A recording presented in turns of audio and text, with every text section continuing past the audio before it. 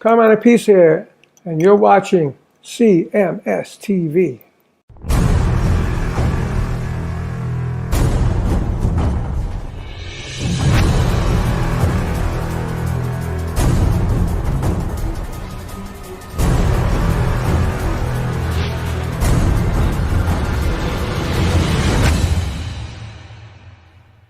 It's brand new Axel Rudi Pell, Guardian Angel, featuring a voice from heaven known as Johnny Gioeli. And we want to welcome Johnny back to the show. Welcome back, Johnny. Glad to see you. Hey, again. Bro. Good to see you too, man. Thank you for that. Yeah. Voice from where? I don't know where. Thank you, man. That's the worst. That's the worst song on the entire album. Just going to tell everybody straight out. Worst song. Well, worst song in the whole album. If you like that song, you're going to love the album. There you go. Well, I'm glad you mentioned that because I want to. One of the questions right off the top of my head, since I don't think I've had the opportunity to really talk in depth about your involvement with Axel Rudi Pell, but I'm a big fan. I've been a fan, of all the records, and when you look back on a body of work as far as the catalog is concerned, there's not one clinker in the bunch. Every goddamn album is just solid. Every single one of them is solid. So what I want to know is, what is the process of recording and writing an Axel Rudi Pell album? Is it a collaborative thing? Is it how does that work? What is the dynamic in the band between you and Axel? We take the prior year's album vinyl and we reverse it. And then that's how we create the new album. No, I'm sorry. I'm just kidding. So here's what's incredible. So Axel, the musicians surrounding Axel, we do nothing but our job. I sing. I don't write any of the lyrics. We don't participate in any of the writing. That is Axel. That is Axel's band. That's all his work. And I've asked him a million times to step out of that box a little bit and just like, hey, come on, let's try this, let's try that. Nope. And he's smart because he stays within his box, and it works, man. I mean, we've sold, thankfully, millions of records, literally, and just tons of fans, and these albums, they sell. It works. You know what I mean? It works. He's got a little niche. The interesting thing too is, it's not like it works, but people are like asking for anything more either. Like I know I was looking up the Guardian Angel video earlier today, and I just went through the comments because let me be honest, I wanted to see Johnny getting hammered here and there. and I looked through and there's nothing. There's nothing. I'm being as honest as I can. Nobody. Okay, cool. There's a couple of things in there. There's like there's 150 comments or whatever, and there's like 3 or 4 that are like, that's the same as the last album. But even though it is, that's what we do. That's what we do. And that's kind of what even the comments, they'll say it's the same as the last album. But why fix what isn't broken? Well, it's the AC/DC effect, It's you know what you're getting. That's right. That's exactly right, man. And what's crazy incredible about this band is that we could tour if we weren't so damn old and in pain, waking up out of a tour bus bunk. We could tour anywhere in the world at any time, right? And pack it. It's incredible, man. It still blows me away. Sometimes I scratch my head and I go, wait, okay, all right, I get it. They bust people in to these shows. It's insane. I have a blast, man. I have fun. Okay, yeah, a lot of these albums do. They sound alike.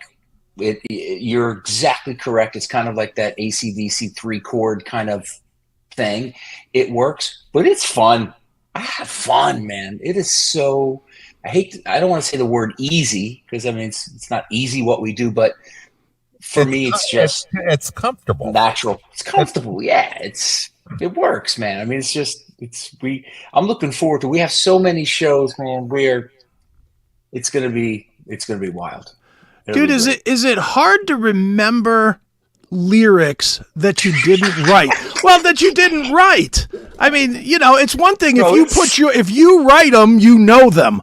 But if somebody else writes them and it's not, Sweet Child of Mine or something that you've heard a million times before, I can imagine that's hard to remember. Shit, man, I don't remember what I had for breakfast. So for me, fuck, it's it's hard. It's very hard, and especially because the Axel lyrical content is not one of great depth and substance. So I'm not ranking on him. I love Axel, but yeah, listen, full transparency. I use teleprompters because I can't remember the shit. There's a lot of songs. There's a lot of songs, man. There's a lot of albums, 103 albums of my own, including Axel albums. I need to read the damn lyrics once in a while. I know them, but you get older and you just need that comfort level of just having that screen there. So, but it is, it's hard when you don't write the lyrics. It's hard. So, now, how does the recording process go? I mean, everybody does it different these days because it's not like the old days where you all gather at a studio and this, that, and the other. But do you record together, or do you do the vocals remotely and send them as a file through the interwebs, or how does that all work for you? Yeah, you nailed it. So 90% of the band is in Germany. Bobby Rondinelli flies to Germany and he records old school. We record this stuff old school in the studio. I'm the only loser that doesn't go there. I used to, but then I'm like, wait a minute, what are we, listen, I don't need any more schnitzel. Let me just record here. I have my own studio. So what we do is exactly what we're doing right now. Axel and I, we frame out all the songs over like a Zoom, a video, and we go line by line, and he can hear into my studio, and we experiment, and I scream into my microphone and do the whole thing with him right there. And like, okay, let's try this, let's try that. And we work so it's usually, around his 7 o'clock, 8 o'clock hour and afternoon for me. And that's the way we go through that's the way we've done it for the past 10 years, I would say. Yeah. So but the rest of the band, old school, go there. Axel still, it's crazy, man. He still writes the albums and records that on this little recorder. And then sometimes even the melodies, he'll go in into the studio and reproduce what he has on his little recorder, and then we kind of follow along. That's the process. Wow. Well, you forgot one piece of the process, Johnny, which is where you send me a text that says, I'm going to be busy for the next 5 hours in the recording studio. Don't call me. Pretty much. Yeah. This is true. But we try to do, and we make these albums fast, I'm going to tell you. So vocally, that entire album, that is 4 days of vocals and maybe a day or two of touch-ups, because we want to take some time and listen. And I go, oh wait, I can hit that better. Let me hit that line. Let me hit that. Let me hit that. We don't do all this computer crap, of taking things and stretching them and this and that. We sing this shit. Right. That's the way it works in this band. Well, so we knock them out fast. In a few weeks, the albums are done.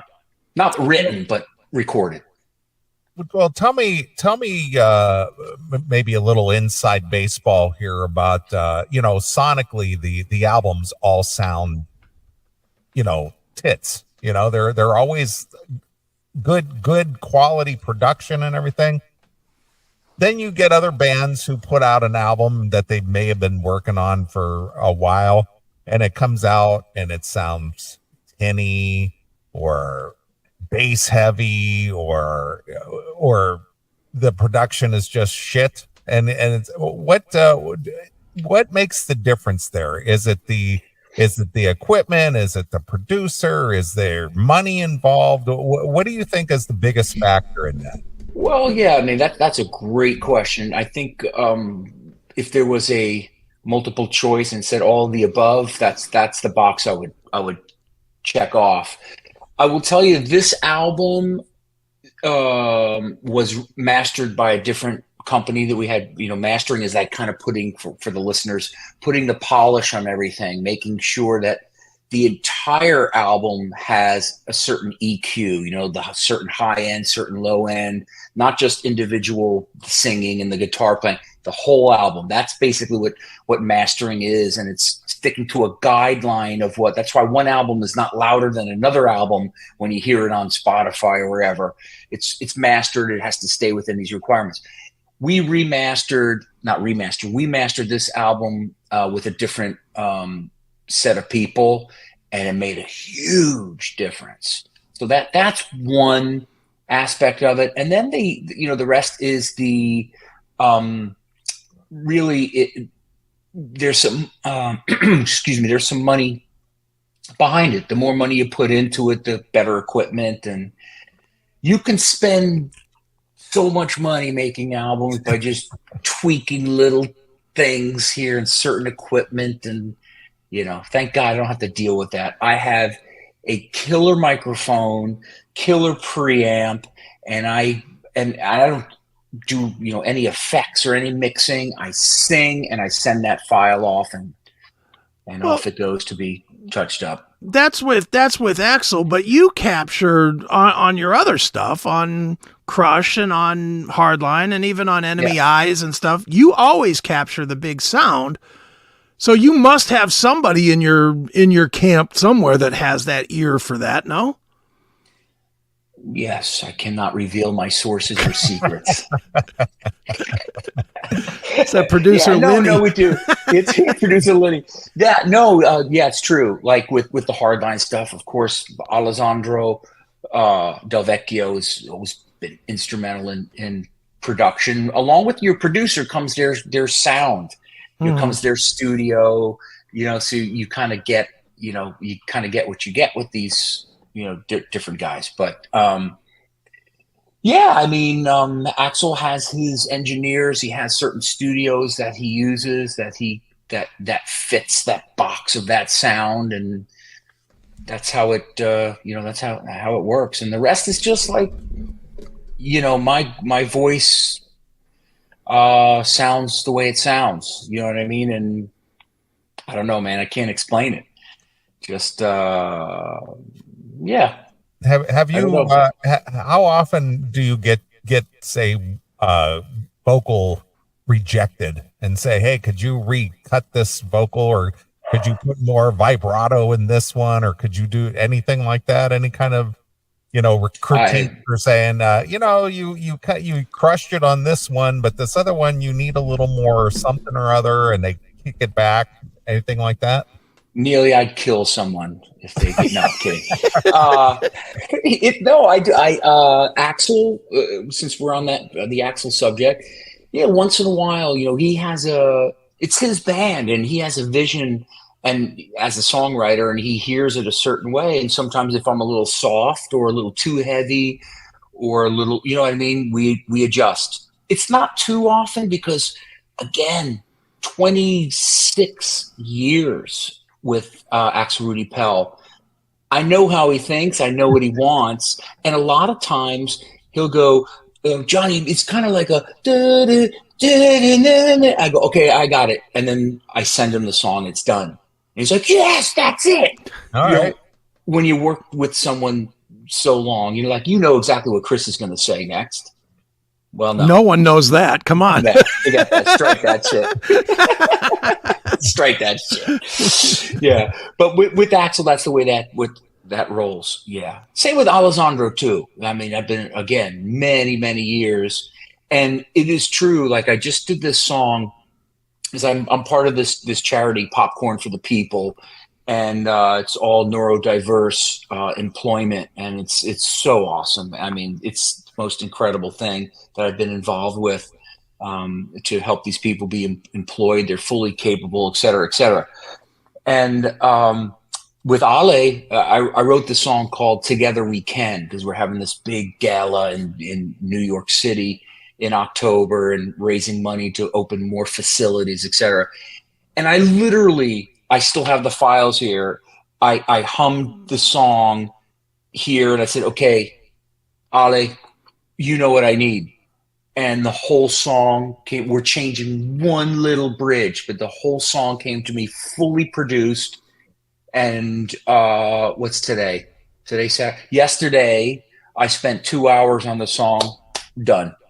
Wow. So it's, that's really the way it should roll, man. I mean, that's the way it should. If you have to really work and fake, and then something's it stops having flavor. Yeah, it's become when it becomes work, and then it's and it doesn't flow. It's not right, man. It's the wrong combination of people. That kind of shit. Yeah, that's the way it goes.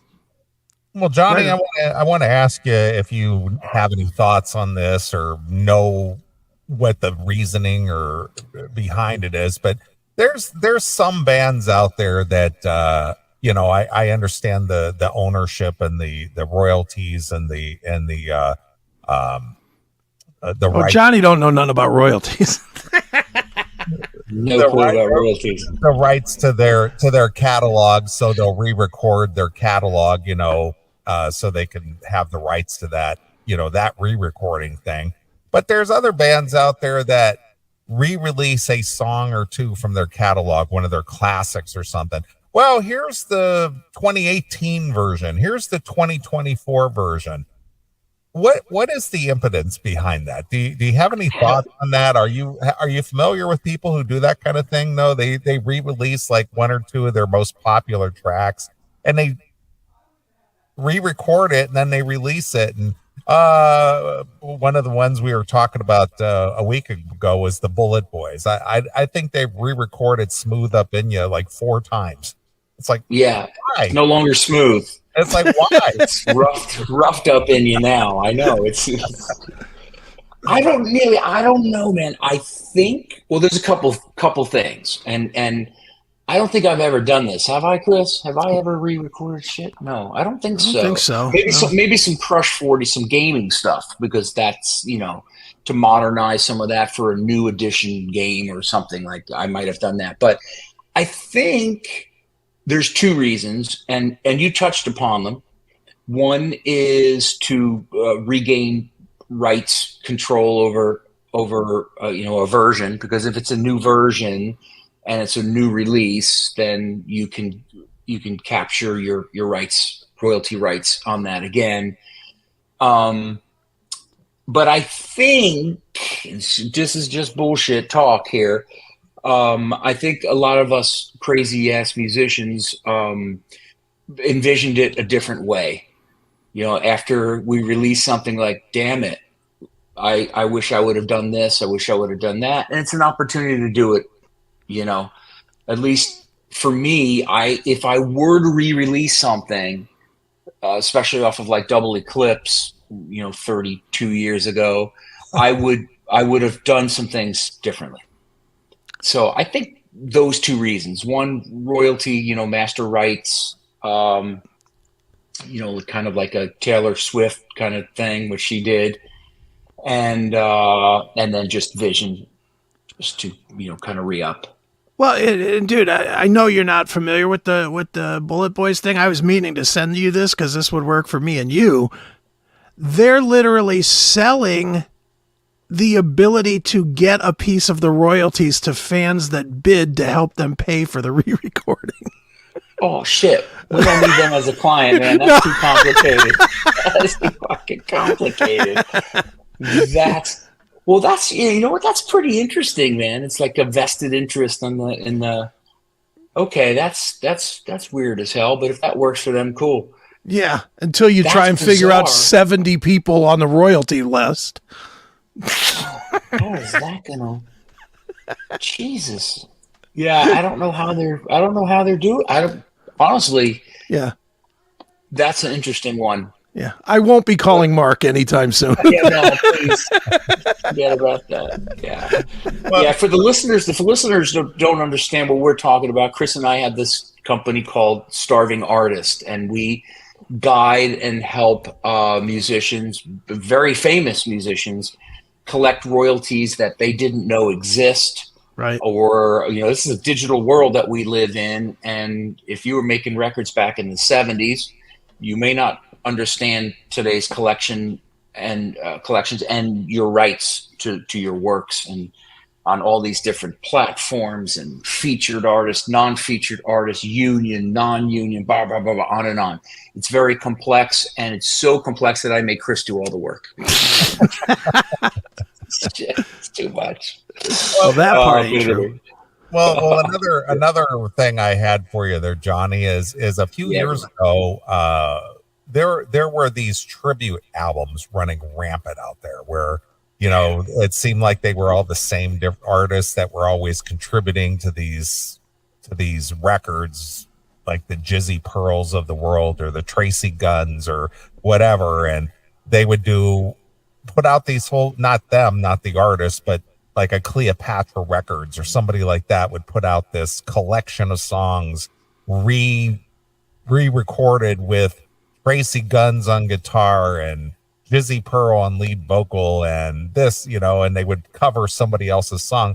What I never understood that. Do you have any insight on that at all? Because there was like a shit ton of those things out there in the marketplace at one time.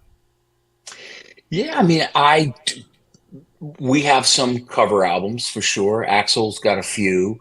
Yeah.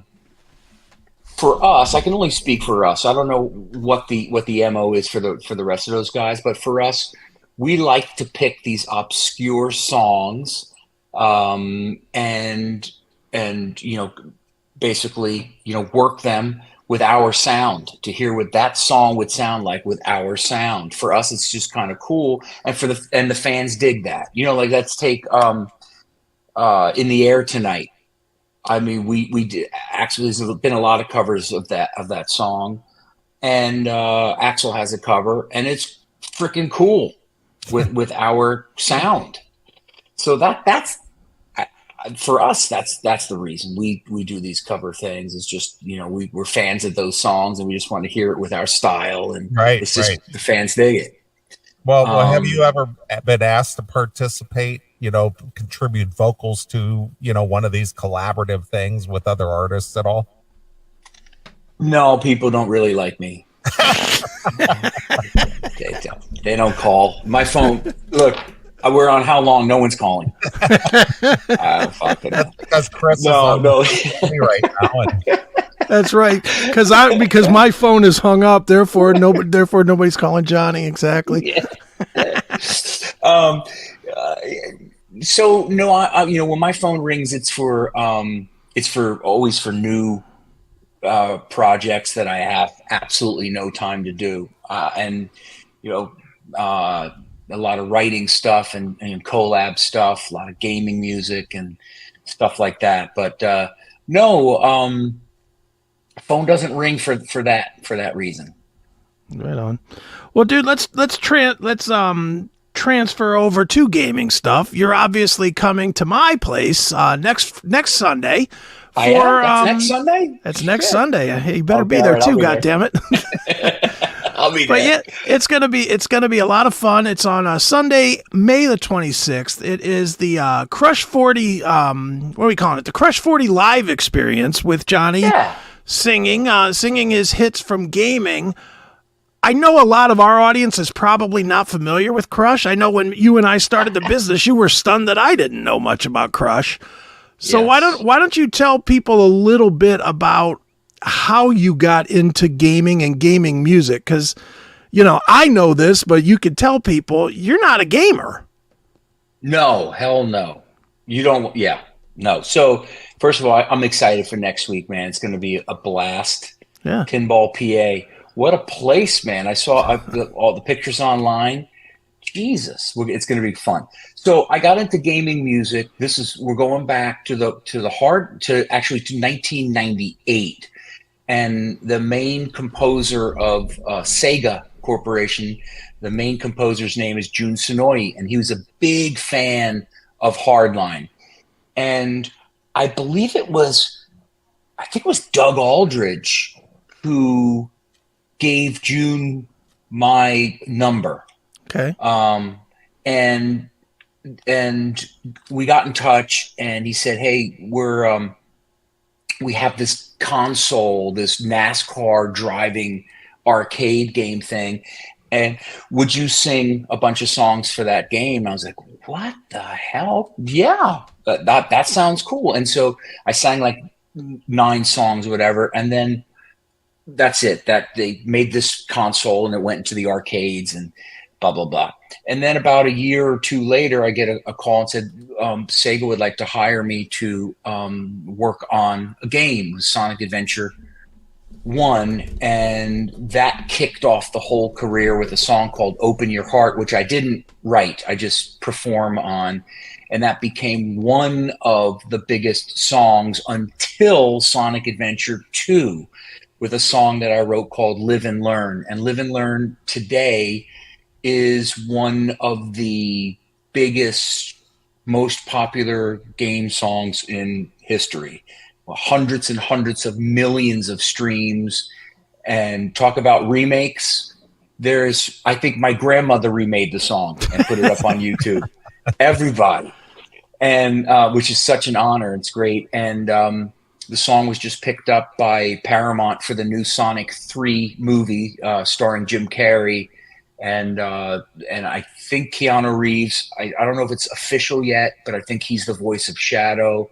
So they're taking these games now and they're rolling them into real, movies, casting them into and taking, because they're so epic in their whole plot and storyline, and the music behind it's awesome, man. Like you have to reach. I'm not a gamer, but I'm told you have to reach certain levels to release certain tunes and, certain battles and all this kind of stuff. And I'm a gaming idiot, so I have no idea. Chris's son could help us out. Can we patch him in? Mikey, Mike, get on here. What? So, yeah, man, I mean, that's, and that continued literally. I did a game called, see how bad I am? It's a racing game. I don't do the games, man. I don't anyway. And so this music has become iconic. And what makes it hit though, dude? I know the kids get to it, or I shouldn't say kids, because I know it's a lot of 30-year-old guys that are playing these games, but yeah. Do they hear the song and like get on a Discord server and talk about it or share it? I mean, because like Live and Learn, it's not like it was on any chart or something, but it was never like a top 20 radio hit. So it had to kind of almost find its way to having 100 million streams underground, like old school underground, right? I was just going to use that word. That's exactly right. Yeah. So gaming, let's go back 20 years. Gaming was thought of as like, you're a nerd if you're a gamer, you're a weirdo, you're this, that, and the other. We know that today that is completely false. Right. I'll do a show in Santiago, Chile with 20,000 people, man, singing my gaming music. It's in pure insanity. But yeah, it just evolved and just snowballed into this massive fan base. And when I started getting into it as a musician, I was thinking, okay, these are movies to me. Mm-hmm. I've been, because I'm not a gamer, I go, okay, here's a scene and I'm going to write for the scene like a movie. And so I thought, that's why we turned it into a band. I told June Sonoy, I said, hey, either, I'll use the same expression, either the kid, even though they're not kids anymore, will get the game because they love the game or the characters, or they get it because they love the music and they know that Crush 40's on it, they're going to buy it. Right. And it just kind of works really well. So here we are, since 1998. And I will tell everybody, I haven't told many people. So you're hearing this first. I was literally nominated for a star on the Hollywood Walk of Fame for my contribution to gaming music. And Wow. I'm blown away. Now, I don't know if it'll come full circle on that, but the nomination is there that I'll get my own star. And I'm like, what? You have all these rock albums I've made and metal albums and this and that. I'm like, if I have a star, it's going to be because of my contribution to gaming music. But to me, it's music. I don't, Right. It's music, man, and I enjoy making it. So it's what an honor. It's crazy. You'll have your Let's see what star happens, though. You'll have your star next to Luigi somewhere. I don't know. No, actually, I understand it would be a pretty good spot. And if you piss on my star, that's it, man. We're done. We're done. It'll be right next to Bugs Bunny. Right. Yeah, I'll take it, man. I'll take it. Oh yeah. Well, dude, let's talk a little bit. Let's do some selling here for a minute. Okay. Obviously, What are we selling? we're selling next Sunday. Yeah, come on. Let's go. Next Sunday, you're going to be doing, and I can't stress this enough, and I can't thank you enough for doing it, but Sure, you're man. doing a super, super rare appearance. This is not a concert as much as it is meet Johnny, get photos, get autographs, get a show. You don't do these. Like, you... Not often, man. No, not often. When's the last time you did a Crush 40 performance? It's been a while, right? Yeah, it's been a while. There was a convention event called Too Many Games, and that was probably the last time, which was a complete, total sellout, Right. insanity. So yeah, it's been a while. It's been a while. Yeah, these events, man. So you know me, Chris. I love people, and so this is my giving back to those fans that have been around since '98. Right. And I get a chance to actually talk to them, answer questions, and take pictures and have fun. We're doing something cool next week, Neeley. We're gonna actually, because I'm a gaming idiot, but we're doing some competitions, and I think that's all sold out, right, Chris? It is, I think yeah, that's it's sold out. Okay, well, look, that's a beautiful thing. But I'm gonna actually game and compete against some of the fans, and they're gonna annihilate me. I mean, they're gonna steamroller my fucking ass to oblivion. But it's gonna be a lot of fun, and we're gonna do giveaways, and it's important to me now that I give back, to these fans who have literally been there from day one.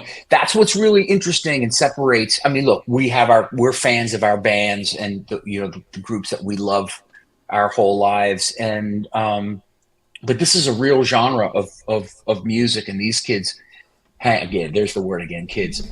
They hang on to this music. This is their lifeblood. You'll see next week, Chris, I don't even have to sing a word if I didn't want to. I will. I promise you I will. But as long as the show's a whole back line for you. as long as the show's early, man, because this is late as hell. 10:40. Jesus Christ.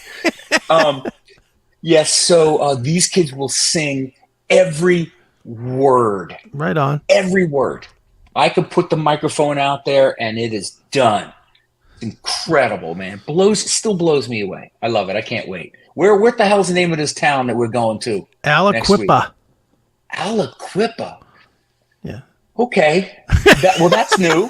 That's new for me. It's 20 miles outside the great city of Pittsburgh. Oh, okay. Right on. Yeah. All right. Didn't my New York Rangers beat Pittsburgh? I'm no pretty Pittsburgh fan. Like that. I'm no Yeah, I'm not a Pittsburgh Pittsburgh fan. guy. The only thing okay. I do in Pittsburgh is the gaming. I'm a Cleveland guy. Yeah, that's right. You're a Cleveland guy. Yes, of course. Of course. How about my Rangers, guys? You see my New York Rangers staring it up? Dude, there ain't neither one of us knows a goddamn thing about hockey. Really? Okay, shit. Moving Nothing. on. Nothing. All right, really? Got nothing. All right. That's like me Dude. and gaming, so we're even. Well, dude, I've tried with hockey. I really have tried. It's just not a TV game. It's that you can't follow the puck. dude, you need a good TV. You got to start. I got with a good fucking TV.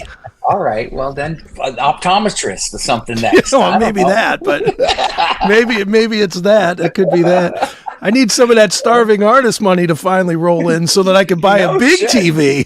Yes, yeah. But you know what's funny is I have a great buddy, Matthias. I love me like a brother. He's like a brother, and he tried to get me into hockey back in. We're probably around that time of gaming, 98, 99. And the TV sucked back then. And Right. It was true. I'm like, dude, I can't even see the puck. It's a ridiculous waste of time. Where is it? Where'd it go? Where is it? He's like, it's right there. He was so tuned into it. So I got you on that. But today you can see the puck. All right. Well, You definitely can. I'll have to try again. I've tried. I've tried in every era too. Back when they used to put the big yellow dot on the puck so that it was bigger, and yeah. So it was like watching Pong or whatever. It just never worked. I never could get it. That's the extent of my gaming knowledge. Frogger and Pong. This could be interesting next week. What's it cost to get in there? How much are you killing people for to come see To see you? Yeah. It's What are you doing for my people? $65 all day. You play all day for free, and then you get a show. Oh shit! I'll buy one of those too. Well, why don't you Just buy to 10? see me. All right, I think I did. All right, $65. What time do you get in there? Can you get in there? You can What get time in at 11 o'clock in the morning. Oh, So man, you could that'd be play rough. from 11 to 6. Then we turn the games off and turn the stage on, and then Johnny will rock it. Oh man, that's going to be awesome. Yeah, so it's cool. The show will have a lot of the storyline, fan created. It's all fan created storyline, and then I sing with backing tracks. It's cool. I'll pull people up on stage to air guitar. It's just fun, man. It's reliving that moment in time, which was really good for a lot of these gaming people. Now I'm going to tell you a story, not to bum anybody out, but like I said, gaming was thought of as you were weird, you were a nerd, you were this, you were that, and I just recall when I was in Chile, it was my first time, and I did these personal meet and greet things, and this one, I call him a kid, but he was an young adult, came up to me, grabbed me, and was crying on my shoulder. I'm like, what is up, man? And so I was like, oh, wow, it's really so nice. The kid's so excited to meet me. And like, you don't have to cry. My wife cries because she wants me to leave. But this kid and he said, I was bullied. I was tortured. I was called names. And he goes, look at us now. And there's 20,000 people in this arena. And I'm like, whoa, man, what an impact.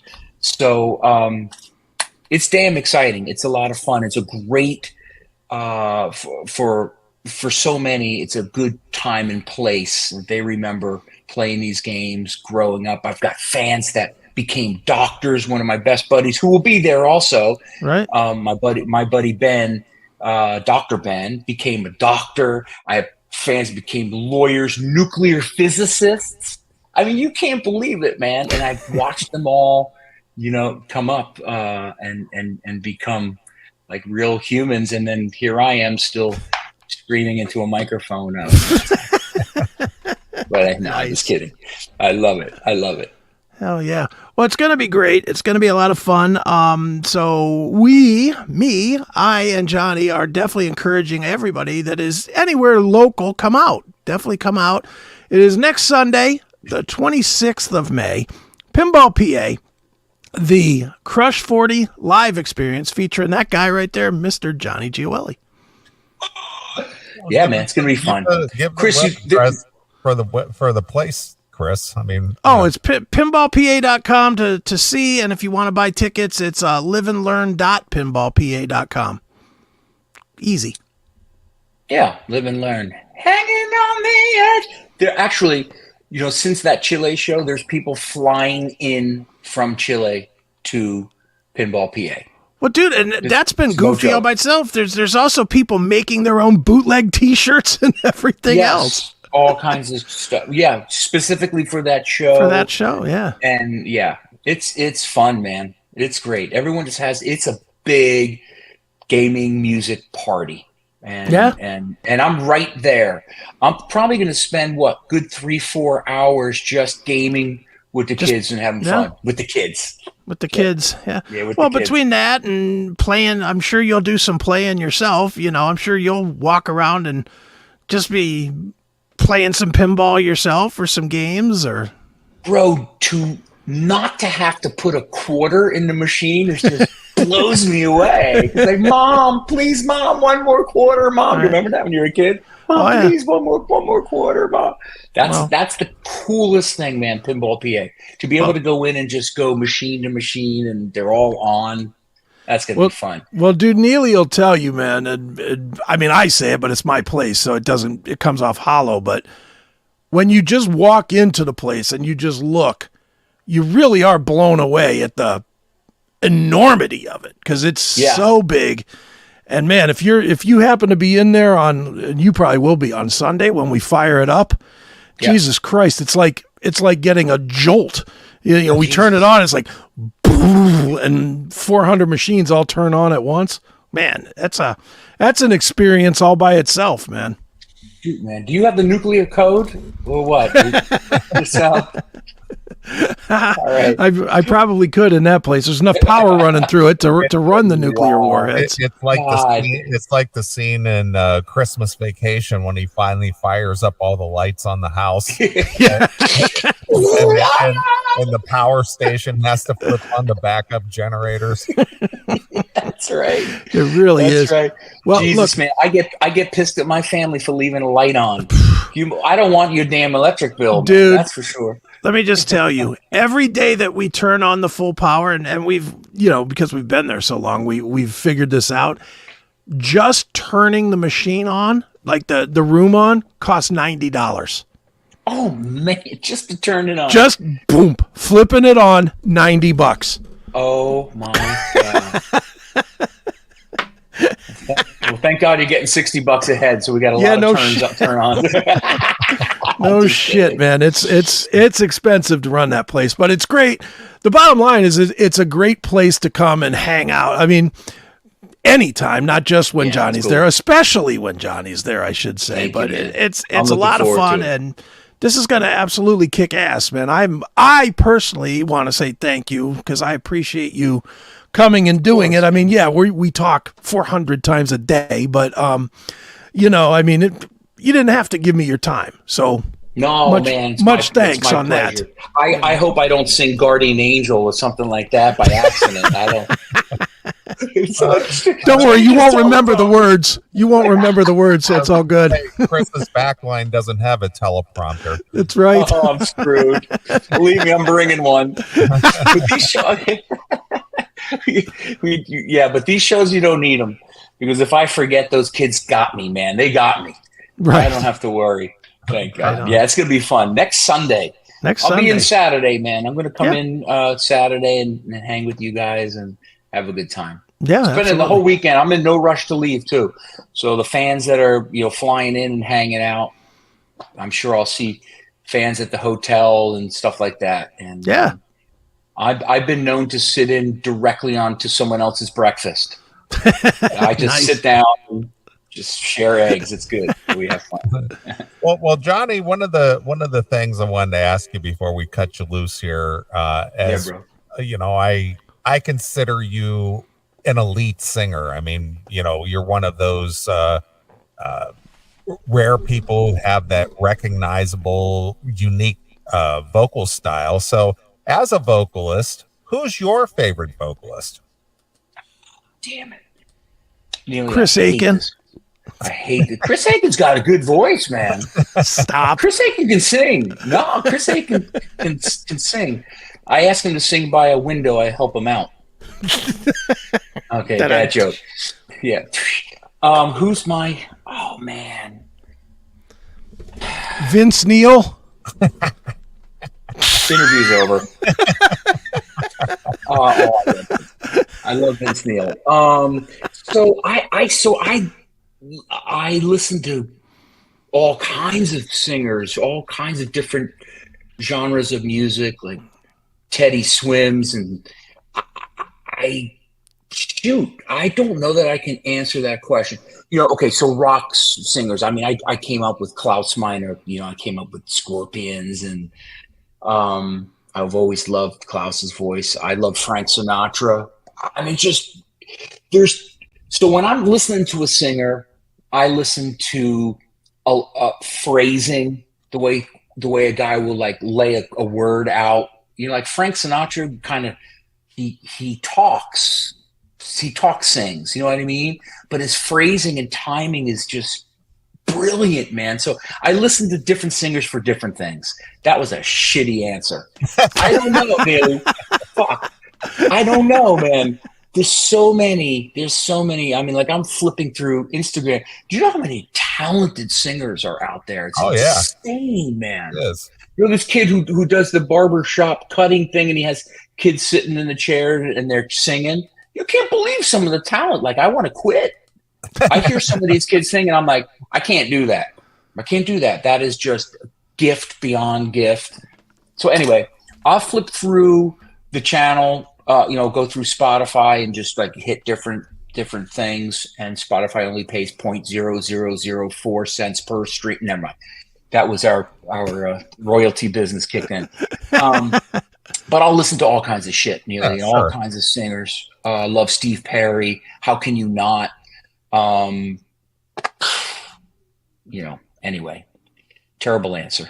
It's all good. Got nothing, Neeley. Like if someone were to ask me who like one of my top favorite rock singers, I would say like John Bush from Armored Saint. Oh, yeah. Okay. Because every time I've seen that guy when he was with Anthrax, and I've seen him numerous times with Armored Saint, that guy throws it down, man. As far as his delivery is concerned, live, he just brings it every time. And we played a new song last week that he's involved in a collaboration. What's it called, Chris? Category 7. Yeah, just blows. You just blows your wig back, man. Yeah. See, absolutely. Johnny, I'm gonna give you the right answer now, Johnny. Okay. The right answer would have been, guys like Jack Russell or Jeff Scott Soto or Don Dokken, or who else have we got signed to Starving Artist? Come on, man. Sell the things that we can make money on. They're amazing. I love them all. Those guys are the best. Go listen on Spotify right now. Yes. Listen. Screaming. 50 different computers. Right. Well, speaking of great vocalists, you can see one of the greatest vocalists, Johnny Gioeli, next Sunday. Ooh, that's right. At the Pinball PA in Aliquippa, Pennsylvania. So go to the Pinball PA website, find out how to get tickets. Go over there. It opens at 11 a.m. Eastern time. Yep. And it goes till 6, and then Johnny's going to serenade you. That's right. So, it sounds like a good time. I wish I could be there, but I won't be attending, but I would love to. But anyway, for those of you who can go, and you should go. Yes, please come and join us. Fun. Be a lot of fun. All right, Johnny. Well, it's been fun having you on the show again. I always appreciate your viewpoint, your insight on things, and obviously the fact that another Axel Rudi Pell release is coming out, and which I'm a huge fan of, and a fan of yours as a vocalist, and always a pleasure. Thank you. Likewise, Neeley. Thanks for everything. Chris, you're kind of okay. Look at Johnny. He's got one foot headed toward the door already so he can go to sleep. I'm out of bed. So listen, I'm an oxymoron rocker, man. I'm up 4:35 in the morning because I love to see the sun come up, and this is late. This is late for me. But then I get on tour. I leave June 14th. I'm heading to Norway, going to Bulgaria, Germany, Switzerland, Sweden. I'm all over. I only return for 3 short visits through November. Yeah. June to November, I'm only back for 3 short little visits. I am more shows than most people have had hot meals. Yeah, and this is on the year he said he wasn't going to do any shows. I I have an issue with saying no. The reason is, it's, you got to be grateful for this stuff, man. When people want to see you perform and there's an opportunity to perform, you can't say no. Well, Johnny, this audience knows when you're on tour because they see me with the bags under my eyes from answering texts at 4 a.m. You're like, hey, did you take care of this or that? And I answer at 4 o'clock in the morning. Yeah, don't do that. Don't do that. Shut it off. Yeah, I forget, man. I think, you don't sleep. Most don't people sleep. So I'm pretty it's usually not too much of a gamble. You're usually going to answer. So. Dude, Neeley, anyway. you would laugh at this. He'll throw me a text, and it will be like 3:30, 4 in the morning or whatever about, hey, can you handle this or that?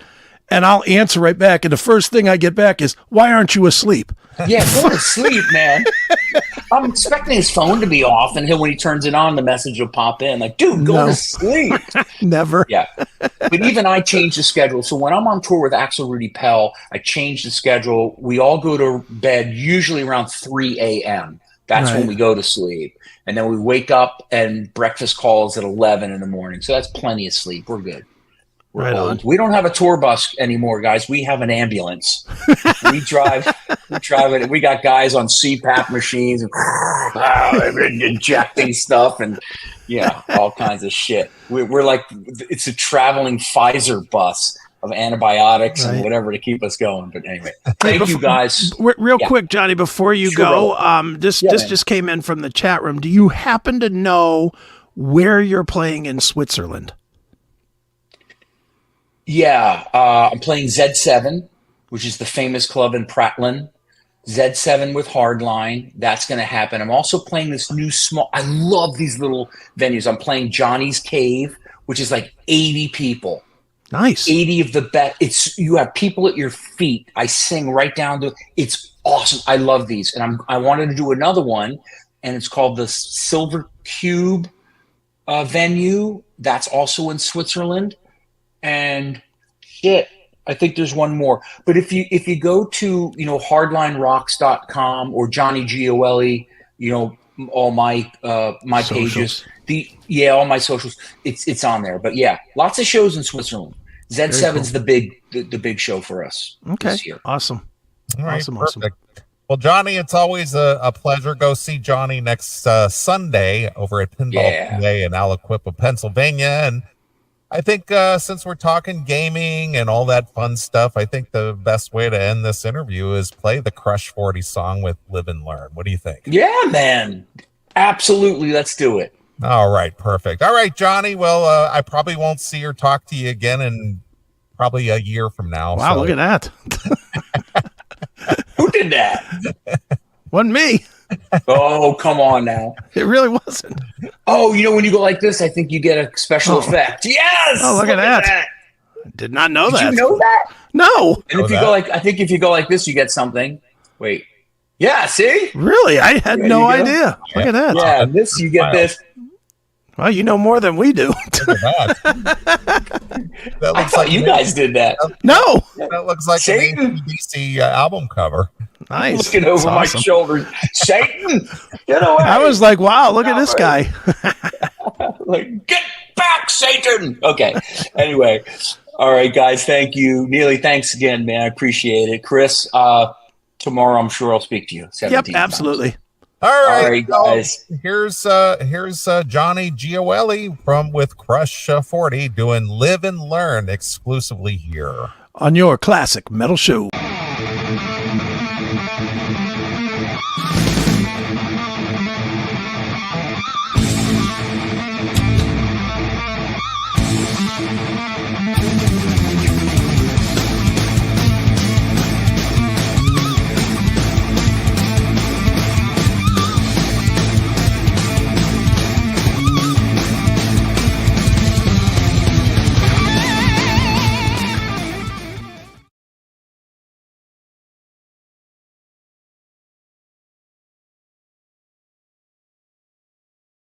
The Classic Metal Show and Chris Aiken Presents are proud to call Rumble our official video platform.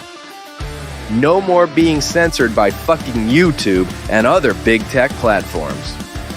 All segments of The Classic Metal Show and Chris Aiken Presents are available now on our Rumble channel. Follow our channel at www.rumble.com/c/CMS. Want it on your TV? Just install the Rumble app on your Roku, Amazon, Apple devices, and most smart TVs. We have the other shitty platforms for the lazy people, but why watch it censored when you can see our shows the way they were meant to be presented? Subscribe at www.rumble.com/c/CMS or search The Classic Metal Show on the Rumble app. Let's go!